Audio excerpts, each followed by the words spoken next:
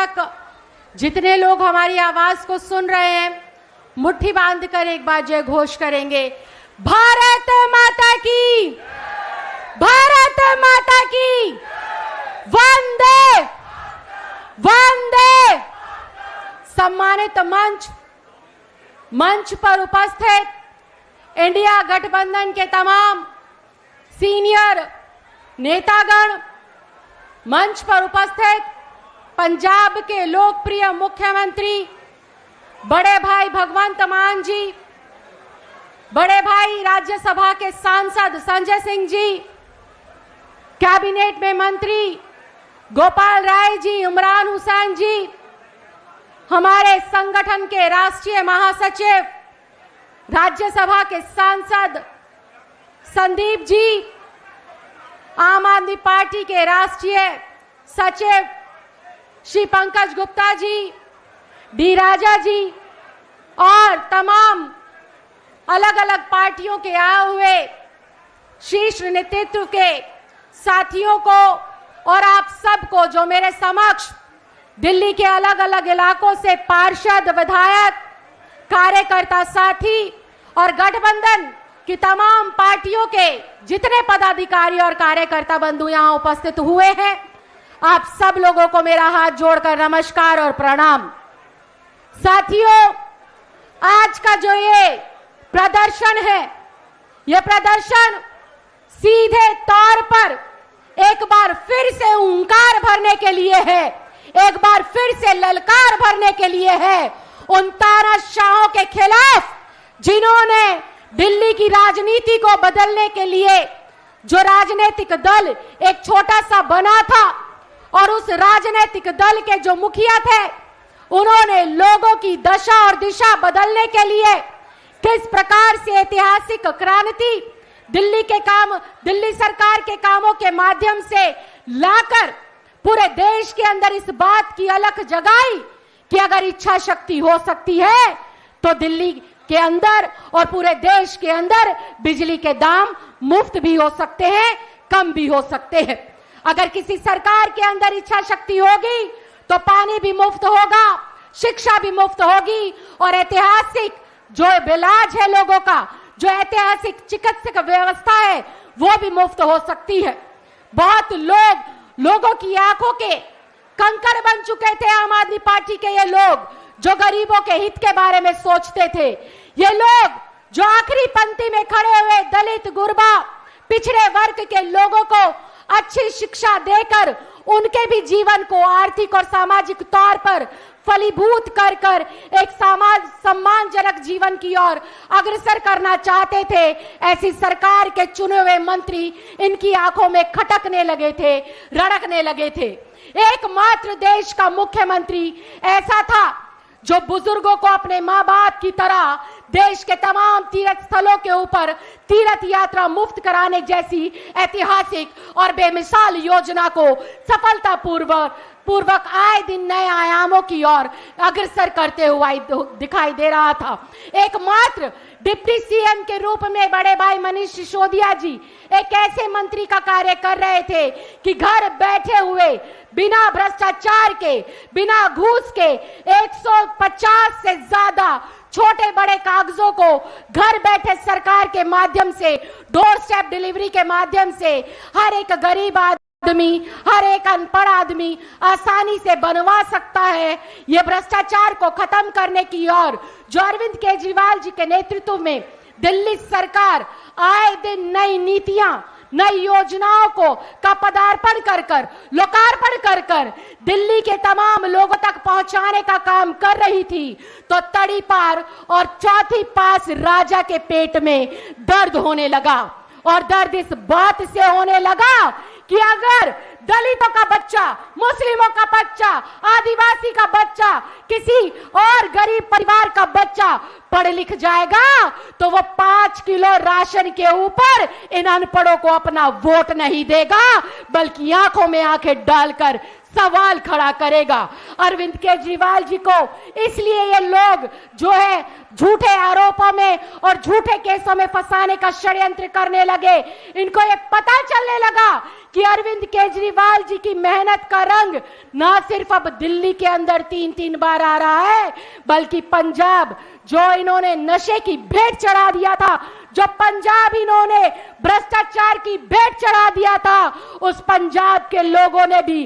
प्रभावित होकर दिल्ली की इस मशाल को अरविंद केजरीवाल के नेतृत्व में सरकार का रूप देने का काम किया। और इनको एक खौफ होने लगा था, इनको एक डर होने लगा था कि ये अरविंद केजरीवाल अगर थोड़े दिन बाहर और रह गया तो हमारी कुर्सी भी जाएगी, जैसे अभी तक तमाम भ्रष्टाचारियों की कुर्सी अपनी योजनाओं के माध्यम से और लोगों को जागरूक कर कर राजनीति में परिवर्तन करने के माध्यम से खत्म की है। तो जब इनकी कोई पार नहीं बसाई, जब अधिकारियों को रोकने से काम नहीं रुके, जब दंगा भड़काने से काम नहीं रुके, जब विधायकों को, पार्षदों को, मंत्रियों को खरीदने के दाने डालने से काम नहीं चला, तो अंततः झूठे केस के अंदर दिल्ली नहीं पूरे देश के लोकप्रिय नेता, हम सब के भाई और दिल्ली के बेटे अरविंद केजरीवाल को झूठे केस में फंसा दिया। झूठे केस में जैसे ही अरविंद केजरीवाल को फंसाया,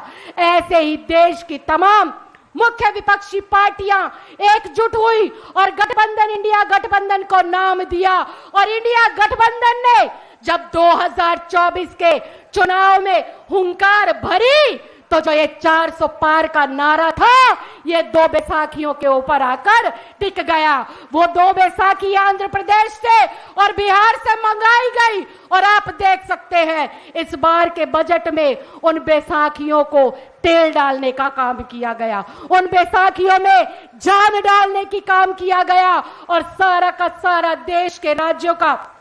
बजट इनको दे दिया गया ताकि ये बैसाखियां मजबूती से चौथी पास राजा की कुर्सी के पायों को मजबूती दे सके। लेकिन मैं ये बताना चाहती हूं, आज जंतर मंतर की ये रैली एक बार फिर से उस चौथी पांच राजा को ये बताने के लिए रखी गई है कि तुम भले ही 2 बैसाखियों के सहारे पर अपनी टूटी फूटी सरकार के माध्यम से तानाशाही कर रहे हो, लेकिन दिसंबर से पहले तुम्हारी ये बैसाखियां भी तुम्हारा साथ छोड़ देगी और तुम्हारी सरकार खत्म हो जाएगी। क्योंकि ये बाबा साहब के संविधान से चलने वाला देश है। ये लोकतंत्र के महापर्व के माध्यम से चुने हुए प्रतिनिधियों का से चलने वाला देश और प्रदेश है। जबरदस्ती तुम तानाशाही करोगे, चुने हुए प्रतिनिधियों का गला घोटोगे, जेल में बंद कर उनको मारने का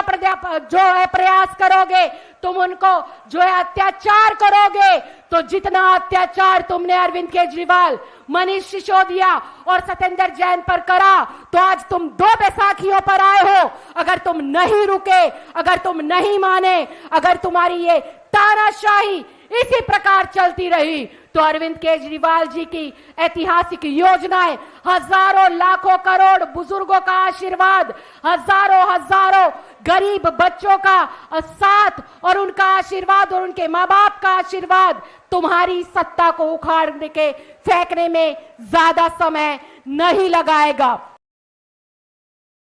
वक्ताओं की लिस्ट बहुत लंबी है, लेकिन मैं 2-3 शब्दों में एक बात जरूर कहूंगी। मैंने ये बात उस दिन भी कही थी जब इन्होंने माननीय मुख्यमंत्री जी को 22 मार्च को गिरफ्तार किया था। मैंने तब भी ये बात दोहराई थी कि तुमने ये सोचा कि आम आदमी पार्टी के राष्ट्रीय संयोजक को गिरफ्तार कर तुम आम आदमी पार्टी को कमजोर कर दोगे, तोड़ दोगे,